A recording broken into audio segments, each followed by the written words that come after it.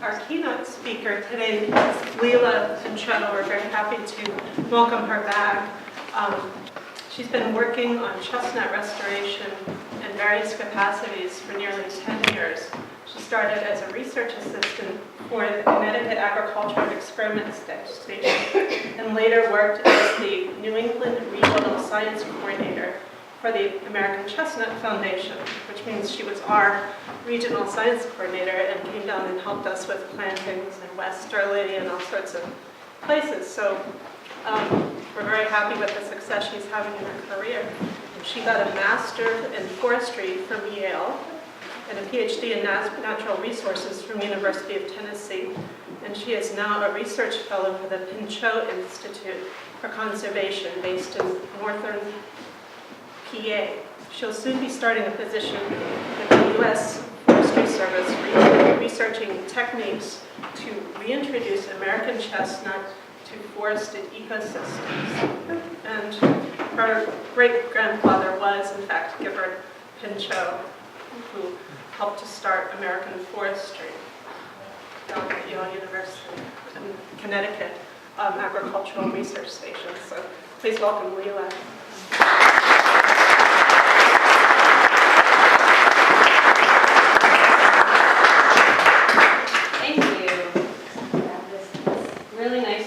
Back and catch up with the old friends. It's been a while. I've been gone for, I don't know, maybe 6 or 7 years. So thank you for the opportunity to come back and speak with you today.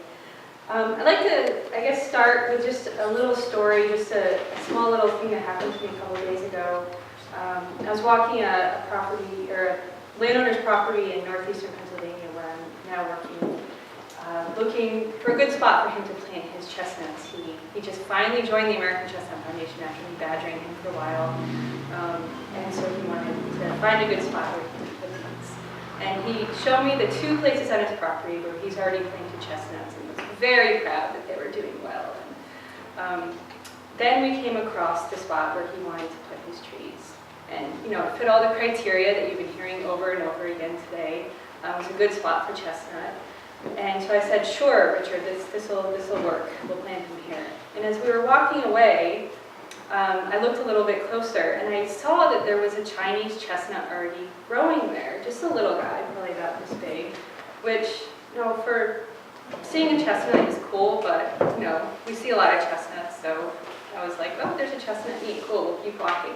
But you would have thought that we found, like, a unicorn or something. This guy was so excited to see this chestnut.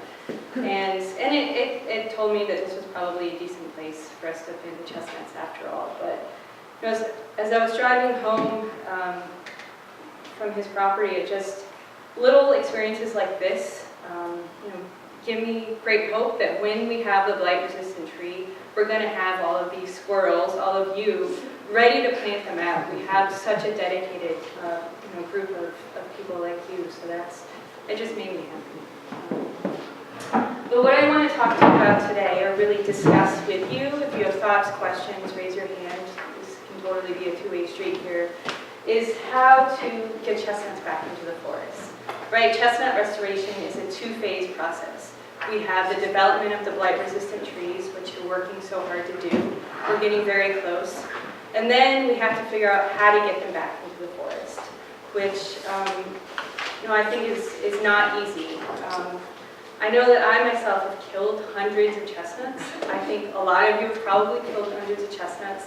So we're not just going to throw some nuts into the woods, walk away, come back 20 years later and have a chestnut grove. It's going to be a little more, it's going to take some more work than that. So that's what I want to talk about. Make sure it's How do you turn it on? There's a thing on the side. Yeah, it's not on. So, one of the first things that we have to look into when we're wondering how to plant a tree, how to get it established, a healthy breeding population established, is to look into its ecology. And luckily, we know quite a lot about the ecology of the species. I'd say we in this room know a lot about the ecology of the species from observation. Scientists are beginning to catch up with us, in terms of documenting really what we already know and forging ahead a little bit further. And so when you think about the ecology of a species, first you have to think about where does the species grow. And we've heard this several times today. We know the sites where at least post-colonially it grew. We don't really know where it grew pre-colonially, and there's some interesting hypotheses that it may not have been as common of a tree before, Europeans, people, before we came over and started chopping everything down, which made a perfect, situation for chestnuts to grow up into. We know it grows well in upland forests. We know it grows well in acidic soils, well-drained sites. We know it grew best in high-quality mesic sites. So this is what we know about chestnut. So we know where it grows. Next, we have to know how competitive it is. How does it grow in comparison to other species? And so there's a couple of recent studies that have looked at the growth of chestnut compared to other hardwoods. So we have chestnut, black walnut, and northern red oak. This is after 8 years in a plantation, so where competition was controlled. I think this was in Wisconsin, yeah. Doug Jacobs did this study. And not surprisingly to all of us who have worked with chestnut, it grew faster. These aren't, walnut and northern red oak aren't very fast-growing species, but this is the published data that we have to work with. I'm going to show you another graph. It's a little bit complicated, but I really like it, so I'll walk you through it.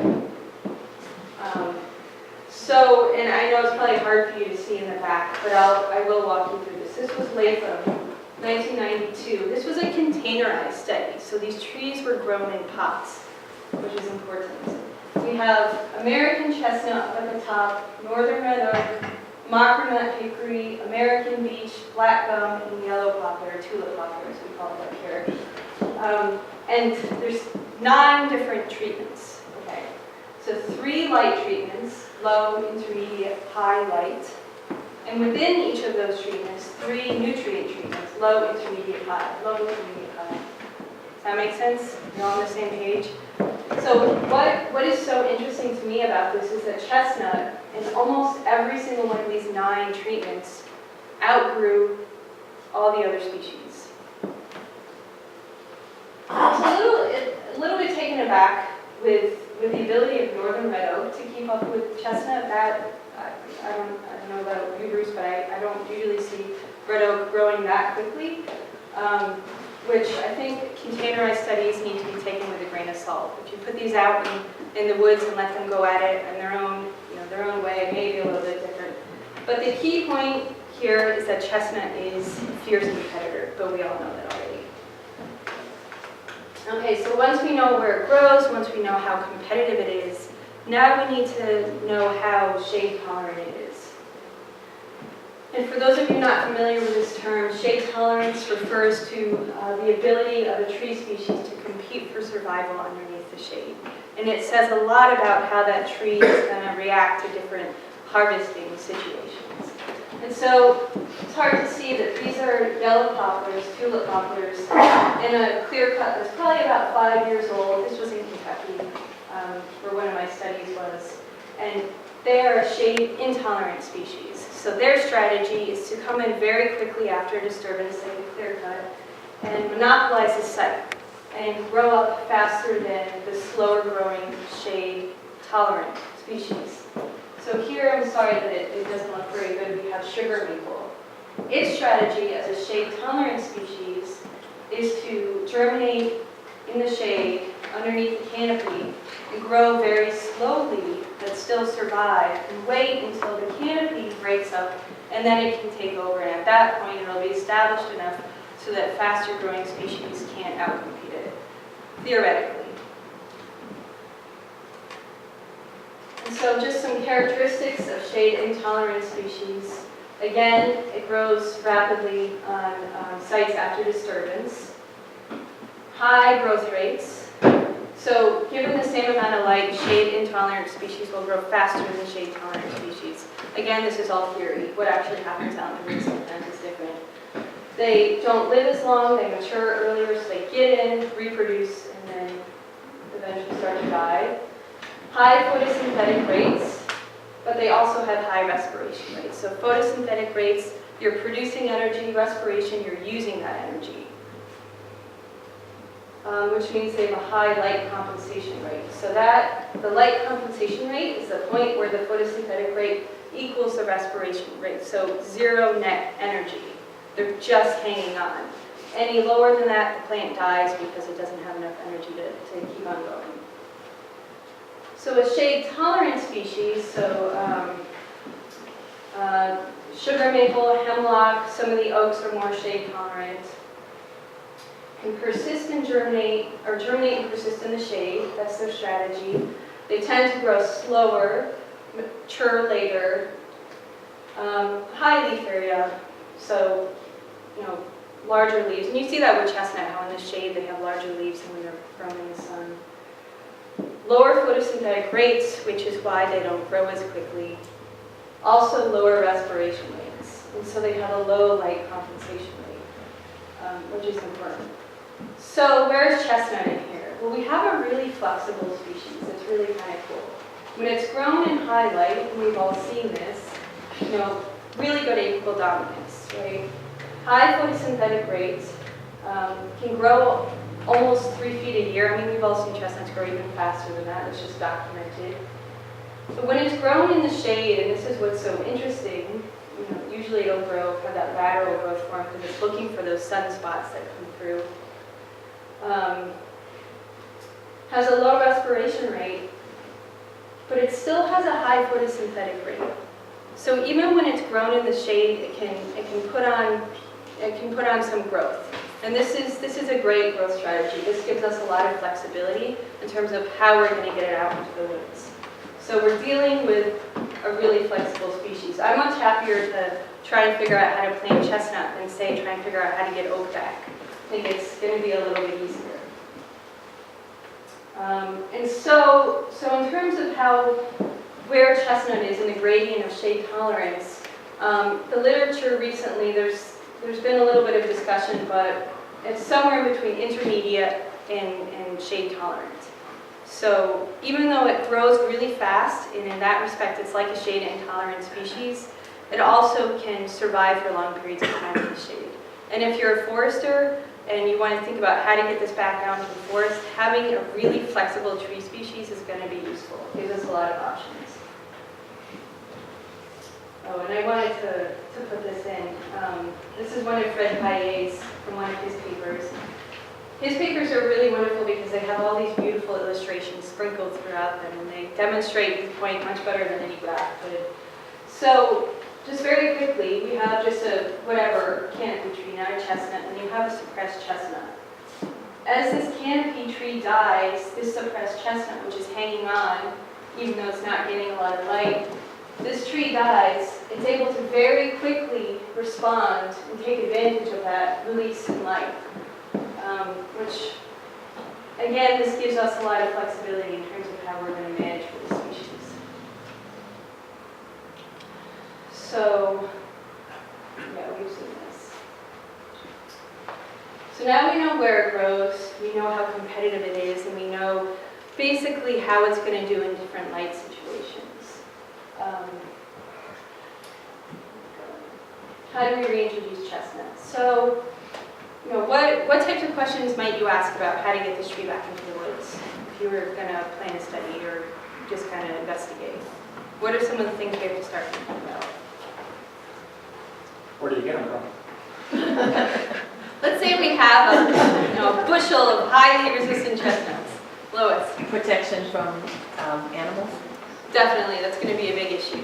I'm not touching on that so much, but that's going to be a big issue for sure. Planting procedure, or which side of the slope you planted on, north side, west, east? Definitely, so yeah, definitely aspect. Planting procedure, sure. Distance from other trees with their roots. Okay, so worrying about competitions. Okay, Guy, are you gonna?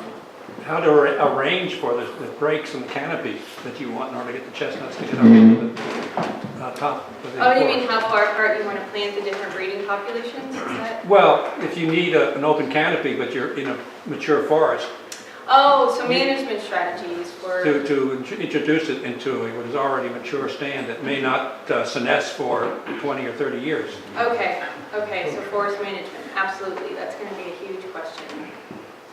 Any other thoughts? The soils, moisture. Okay, site, yes, definitely. Kendra? Seed versus seedling and berry versus container. Okay. Yes, that too. Okay, so lots of different questions we're going to have, and I'm going to start with Bruce's, I think. Yeah, site quality. And this is something that I've been thinking a lot about lately. So when I'm talking about site quality, poor quality sites usually are shallower. They have, maybe not as much soil to bedrock. They're rocky, they're dry. The trees won't grow as tall. They're scraggly sites. This is what it looks like where I'm from in Pennsylvania. Really just scraggly chestnut oak sites. High quality sites who have deeper soils, they're more fertile, they're maybe a little moister, and so the same tree species will grow a lot taller and quickly in high quality sites. And these two trees were from the same family. Pennsylvania and a better quality site in Connecticut. And after 3 years, these guys started producing nuts. These guys are nowhere near producing nuts. This was one of the taller ones of the trees in this site. I just had a picture of one of the nice ones. But no, I'm starting to think that quality is gonna have a huge impact on our success in terms of where we plant. We will only have a limited number of chestnuts. We want to put them in the spots that are going to be most successful, that are going to survive the best. So quality is going to impact reproduction, age at which these guys start producing babies. It's also going to probably impact their light resistance, right? If you put a chestnut in a really terrible site, it probably won't be able to resist blight as well as if you put it in a really nice site where it's getting the nutrients it needs, it's getting the soil moisture it needs, it's getting everything else. So I'm thinking that site quality is going to be a huge part of the reintroduction question. And Bruce and I were talking about this. He brought it up. So it's kind of neat to think that we're both thinking about the same thing. I think this is going to be the #1 issue. One of the other things, Guy, you got to this silvicultural management.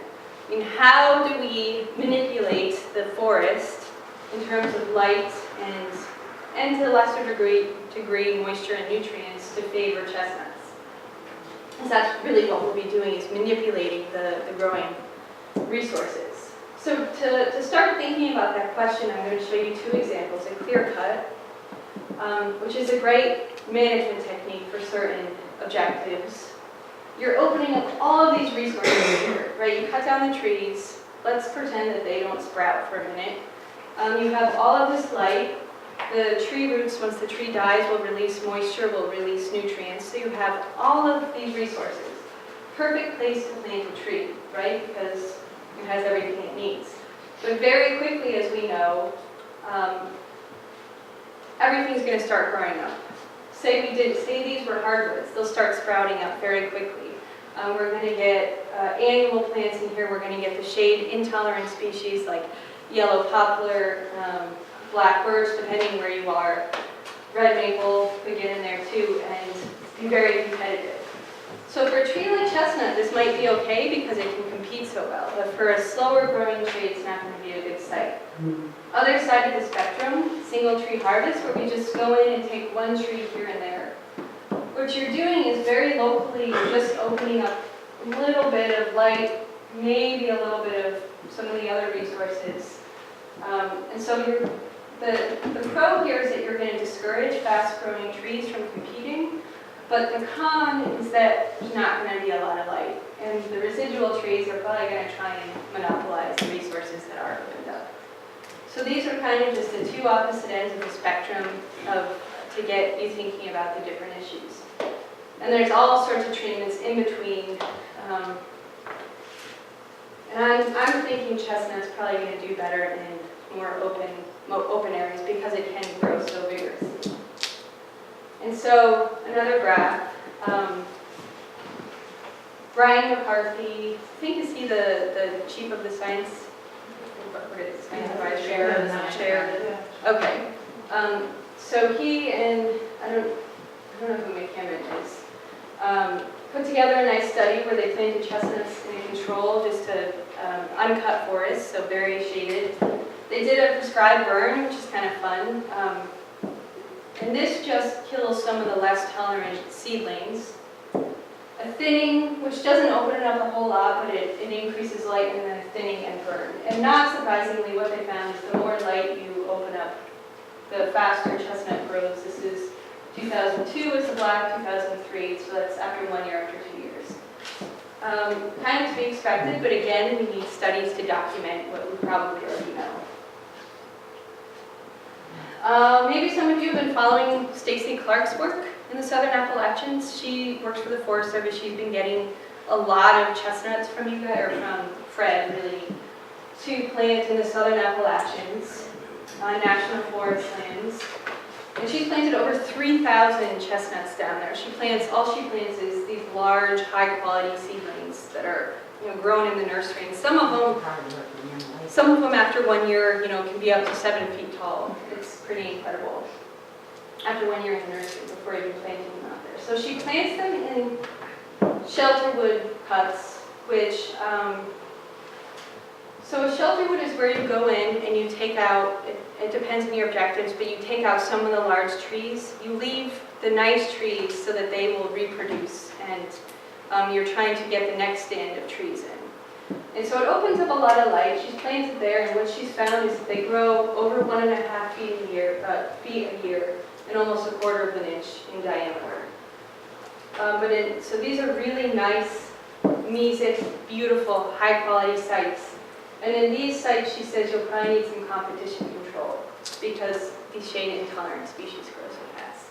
But again, this is in the Southern Appalachians. It's a little bit different up here, where it's not quite as productive up here, and our trees don't grow quite as fast, so it's a little bit different. And then I wanted to tell you about my research just briefly in silvicultural systems. My graduate study was in the Daniel Boone National Forest in Kentucky. So again, the Southern Appalachians. We had 3 treatments. This was a mid-story removal where basically we just took out some of the shorter trees. So you're not opening up a whole lot of light.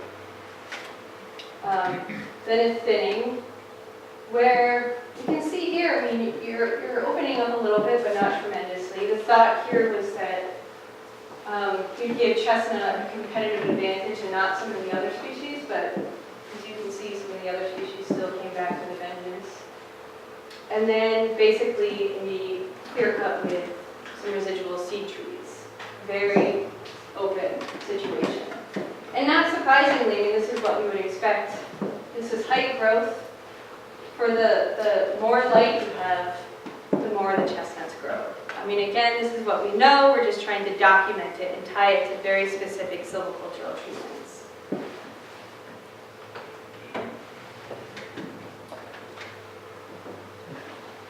So I want to tie something back before I go on. I was talking about how chestnut can hang on for a really long time in the shade. The reason that we put them in the shaded treatment was to test that theory and see if they can hang on in this mid-story removal for, say, 5 or 6 years, long enough so that after that point, within the 5 or 6 years, they become established. They sink their roots down, they get a nice, beautiful root system, maybe don't put on a whole lot of growth, but they're there. Then we come back, take off the canopy, and the chestnuts are up and can compete against the yellow poplar and red maple and other trees that come in afterwards. That was the point of this. And that's how we're tying in this really flexible growth strategy.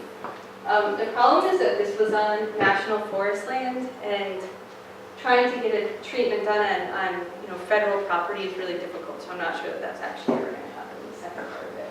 But that was the thought behind it.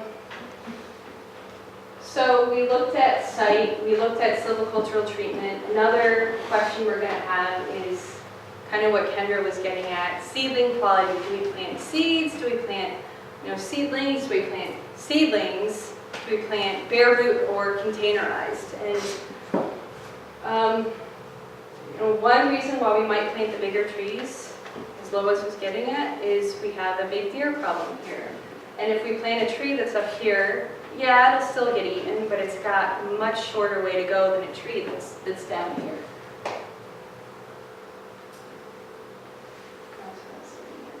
Can I ask a question?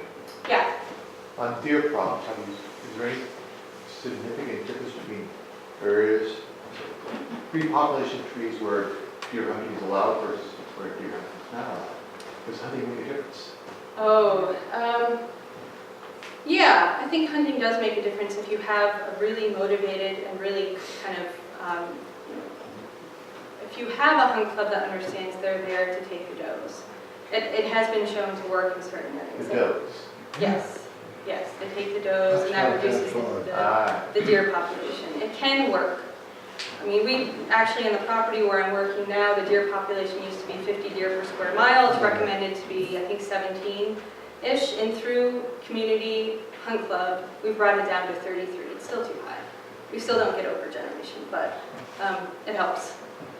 Yeah. At Quabbin Reservoir, they had considerable problems with getting regrowth around the reservoir because of the deer population. So they started opening it up for a controlled hunt on deer, and I think it's been successful in allowing the growth of new seedlings. Good, yeah, yeah. So I think that's exactly what it'll take.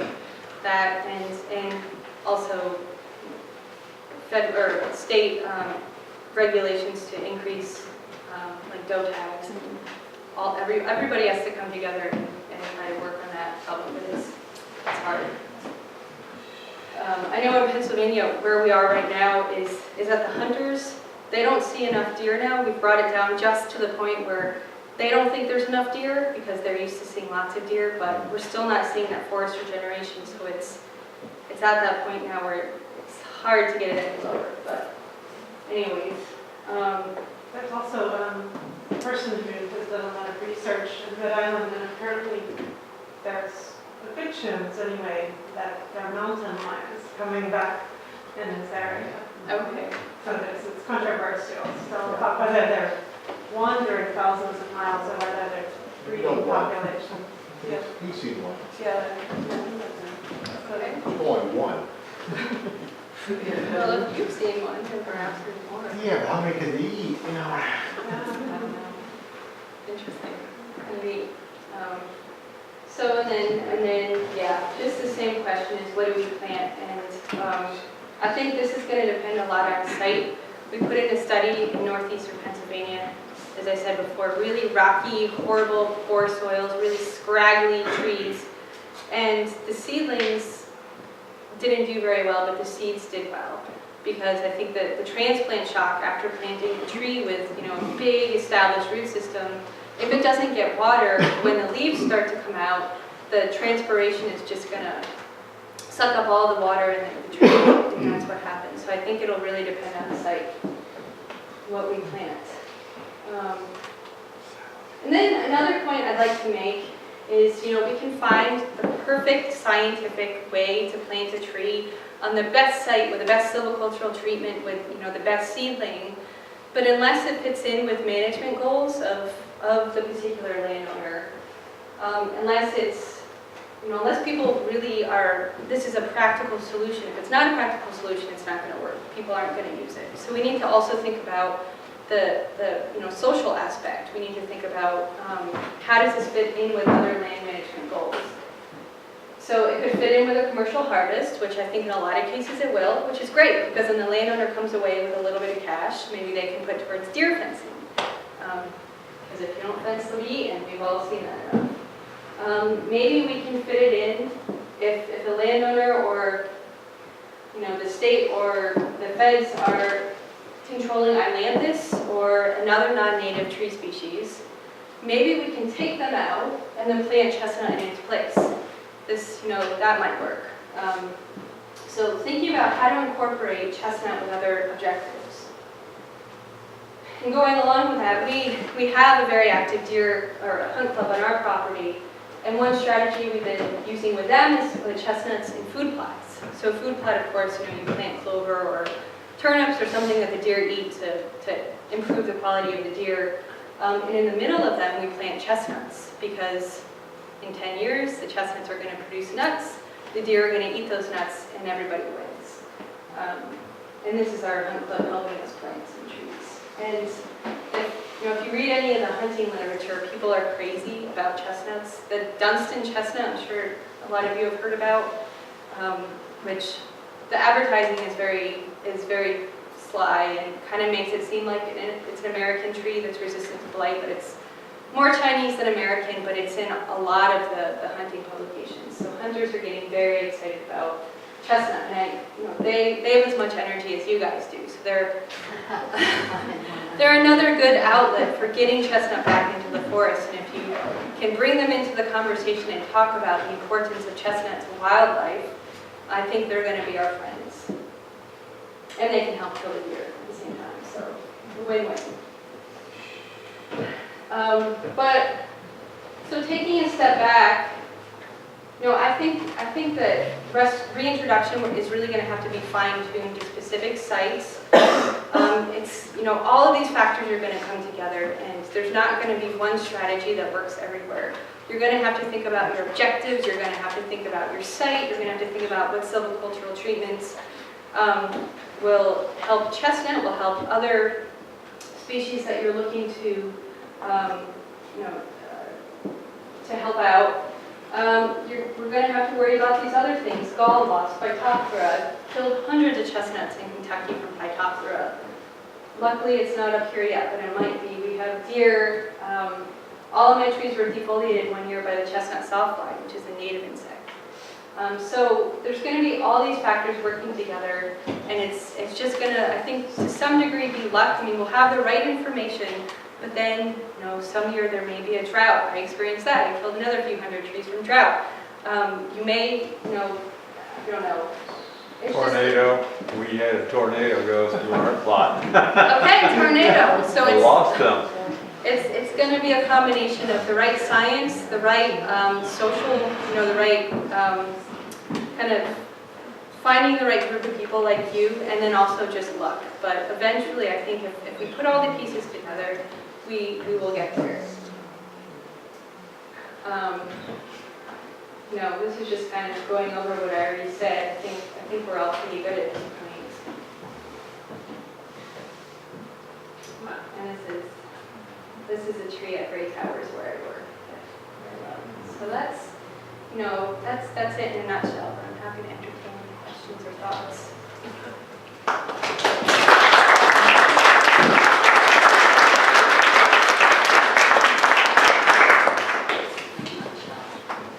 On soil conditions, possibly within a steep, called bony, rocky. Will the chestnuts get by on that kind of sort of shallow soil conditions? Other trees will live in there, but mostly firs and such. How will chestnuts go by? You mean like in areas where chestnut once grew? Well, I presume they do.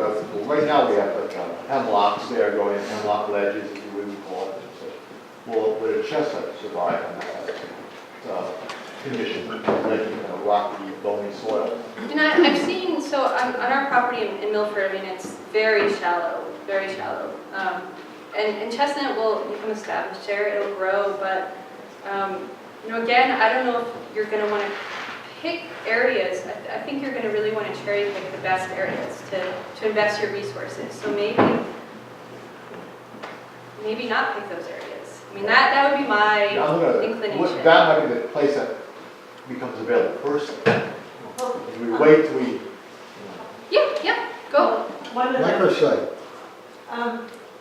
the orchards that Leila helped us plant actually was Westerly, Rhode Island, which has about this deep of dark organic matter soil. That much? And the rest, well, it's very crusty enough, and the rest is sand. And the first year was 70% mortality. Oh, wow. And but then afterwards, we finally got smart, tested the soil, and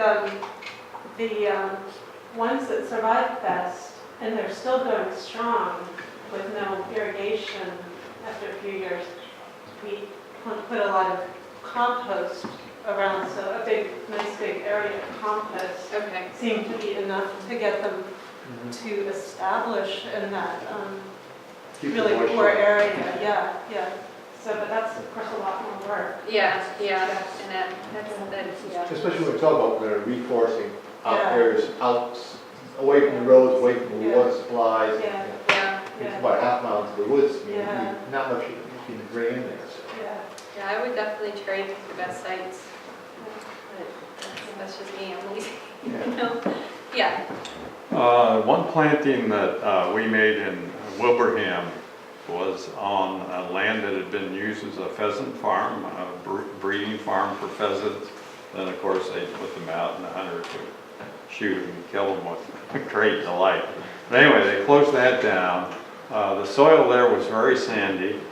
And one of the things we found was that the trees would grow for a year or so, and then we would see dieback in the spring. First, I thought it was blight, but it wasn't blight. It turned out that there was just a gradual slope to the area where we planted our trees, and then a woods just beyond that. And I think what was happening was the cold air was moving down into that area and killing the leaves, and they would have to resprout. They would not Okay. put on leaves Yeah. again. We moved to a different area, which is farmland that has been farmed, worked a lot of organic matter into it, planted there. The trees still see the effects of late frost in that area, but they do put on buds again. They don't die back, and so you aren't going back to restarting the tree. So there's subtle things like that that can catch you if you are not aware of that. I guess I see the business of possibly the cold air moving in and surrounding the whole tree when it's young as one of the reasons that we tend to find chestnut on sloped land more than on flat land because of the possibility of problems with late frost. Yeah, and that's actually something that Kendra and her advisor, when she was a graduate student, are looking at. They're looking at different silvicultural treatments and the impact of different harvesting regimes on cold tolerance and late spring frost. And what I think you guys have found that openings are actually worse. So because they're colder. We found kind of the size of the opening. Okay. So the open treatments we have, we've got 2 replicates in a really big field, and they've just, a lot of those trees, when they're at this, they have to be at the right stage of leaf out, but that's when they get hammered. It's like when the leaves are just barely out, but not really Right. leaf yet. Yeah. That's when they really get nailed. Our 3rd replicate is in a small opening. It was actually like the log landing where they did their shelter wood cut. And that seems to be a nice balance of enough light for the trees to grow faster than they do in partial canopy cover, but it's also not quite so open that you have all that radiative cooling and ability for it to get really chilly. Yeah, so I mean that's another example of it's going to depend on the particular area. So you're going to have to tailor your management strategy for the north where it's cold versus the south where we have Phytophthora. I mean there's different issues that we have to fight everywhere we go. So it'll just there's a lot, but I think there's. Given simple soil conditions, is there an optimum aspect that Chestnut likes from north, south, east, west? No, I haven't seen a study that's actually tested this. I mean, the old literature, I think, found, if I remember correctly, and I'm going to have to check myself on this, I mean, I think south is really good. And this is from the Southern Appalachians where I did my work, so I'm a little more familiar with the literature there. It's warmer, it's drier, of course, but it gets more sunlight. And chestnut is so, responds just so much to sunlight more than any of the others. But yeah, that's what I read. Yeah. So I was wondering about the shade intolerance, and that's pretty interesting that they're both intolerant strategy. So I was wondering that if the shade intolerant, or when they're grown under shade, they just allocate more biomass to below ground biomass, and then when it opens up, then within a few years, do they ever make up for that a few years they're in the shade? I mean, if you grew them to 50 years old, would you see any difference between something that started under shade versus one that was started in an open situation? Oh, in terms of allocation biomass to the roots? I don't know, I was in yeah. Amazon, and a lot of Amazon canopy tree species, they have to have that shade period where they just sit there waiting for the canopy to open. And I was wondering whether that might have been a strategy for the chestnut as well. You know, that's a really good question. I don't know anything about their allocation to roots versus shoots. I don't think that the research has been done that I'm familiar with that. That'd be a great study. Yeah, it's really effective at killing trees, so looking at long-term stuff like that's been a little harder. Yeah. One thing you'd have to be careful of in that, if you're looking to develop a below-ground biomass, is that it's still got to be supported by the leaves that are available. So if you have a very suppressed tree, it can develop, as Leila's already mentioned, you can develop a nice root mass and be ready to explode.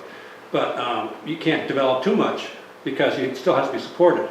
Then if you have very few leaves and very limited light, you can only do so much. I know they've done research on maple, which is the ideal form. And Leila had a picture of that early on, that they just comb the carpet of maples. And some of those maples can be 20 or 30 years old and still only about 6 inches tall. But what happens is when you release that, the ones that are really old just don't respond anymore. And it will be the younger, 5-year-old trees that respond. And so if they are suppressed too long, now I don't know how that applies to whether it applies to chestnut or not, but there's a limit to how much you can suppress them and still get a response. Yeah. Well, from the presentations I've seen on the experiments they're doing with land reclamation, coal mine reclamation and planting trees on that, I have the impression that the chestnut does really well on what, at least the pictures I've seen, looks like kind of a moonscape of rocks and mine tiling. Yeah. I wonder if you could comment on, that seems like a terrible environment to plant a tree, but apparently they do really well. Yeah, and I haven't been keeping up with that, so I can't comment a whole lot about it. But yeah, I've seen those pictures too, and I mean I have seen on our site where it's really rocky that the ones that survive do really well, but they don't all survive. So I don't know. I don't know how they do that. If I could comment on Yeah, that too, please. sorry, maybe I'm too talkative. No. But there again, nothing I've worked on directly, but I've been at one of the presentations they gave on that. And I think one of the things that happens with that is that they're well drained, which is we've already talked about is very important, those sites, because when they bring in the spoil from the strip mining, they actually dump it from their massive dump trucks, and they don't grade it, or very, very little grading. So it's however loose the pile was when it's dumped, and they plant in that moonscape. But in addition, the rock that is there apparently oxidizes quite quickly and actually releases nutrients as it's exposed to weathering conditions now that it's on the surface. And so you may actually getting some nutrients released that an old rocky New England site where the rocks have been on the surface, and also it's granite, whereas I can't remember what the rock is down in the Appalachians, but it's on these strip mines, but it's not the same. It's a lot of it's sedimentary rock and so on. It could be shale. In any case, there's a lot of other factors involved in that actually support the chestnut. Yeah, it's great that it's working out. So. Yeah.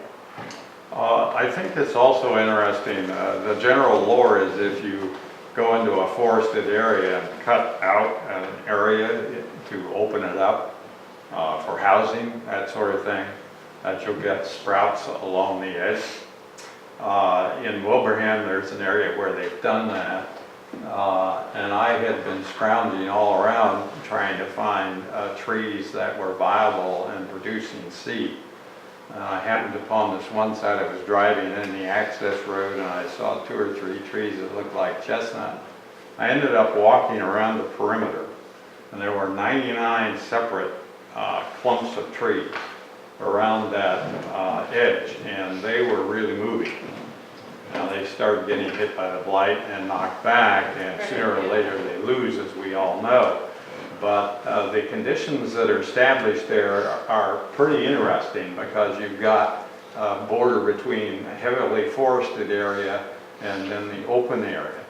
And the chestnuts on that border seem to do quite well until they get hit by blight. And they've been surviving under the They've canopy been sitting in there who for knows a how long long, time. just waiting. So, Yeah, and the thing that really blows my mind is how many of those trees there must have been there, because I'm just looking at the perimeter right along the edge. You don't see them where they cleared everything out and built houses and so on.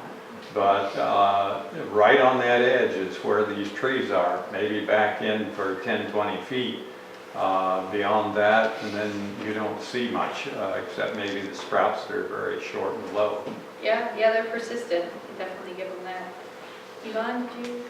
Yeah, one of the early slides, it mentions, compares how oak does versus how chestnut does in the nutrient quantities. And I'm wondering how you define this nutrients, like which nutrients and what's, if you remember any details. No, I haven't actually looked at the paper. Okay. I just used the graph. I'll send it to you though. Okay, yeah, that'd be great yeah. to know what they're comparing. Is it nitrogen? Is it, you know, what kind of nitrogen? All these details that when we're using fertilizer. I'll shoot that over now. Great, well, thank you very much, I appreciate it.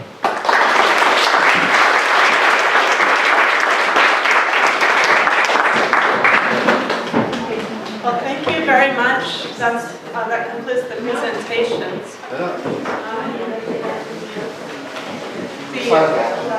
Yeah, we're going to finish up the silent auction items, and then we're going to have a